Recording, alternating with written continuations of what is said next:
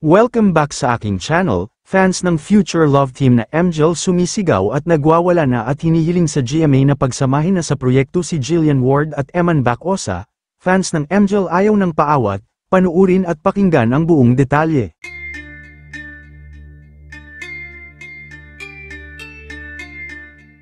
Marami na nga talaga ang hindi na makapaghintay at sobrang excited na sa fans ng future love team na sina kapuso actress Jillian Ward at bagong kapuso star na si Eman Bacosa Pacquiao.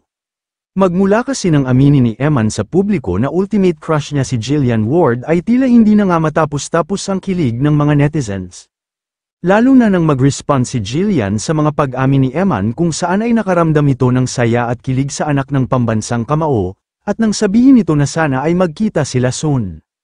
Dito ay mas lalong umingay ang pangalan ng dalawa, at mas lalo pang nagpakilig sa mga netizens, kaya naman mas lalo silang nag-ingay at hiniling sa GMA Network na sana ay pagbigyan ng Angel na pagsamahin na sila sa iisang proyekto, at sana ay magkita na daw ang dalawa, dahil ito ang hiling nila bilang bagong fans ng Angel.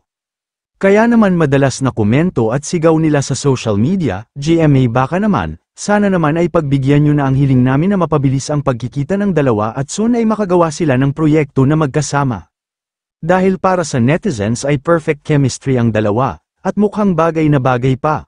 Bukod dyan ay parehas din sila ng pagkatao na mapagmahal sa pamilya at parehas din humble, parehas din maganda at gwapo, kaya naman ito ang nakikita ng kanilang fans, kaya bagay silang dalawa, dahil sa mga magagandang priority din nila sa buhay.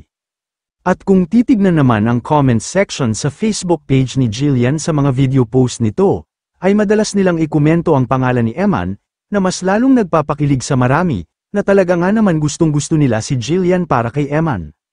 Well, sana lang talaga ay sumikat ang love team ng dalawa kung sakaling mabuo ito at tangkiliki ng tao, dahil kaya naman pinasok ni Eman ang showbiz dahil sa magandang intensyon, upang tulungan ang kanyang pamilya para makaahon sa kahirapan.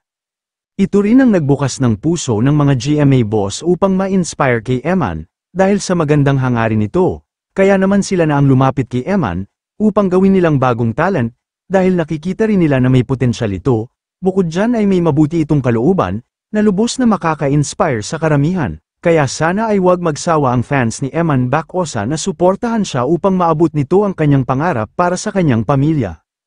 Kayo mga ka-showbiz, anong masasabi nyo sa ating showbiz topic ngayon? Kung may opinion kayo ay magkomento lang kayo sa aking comment section.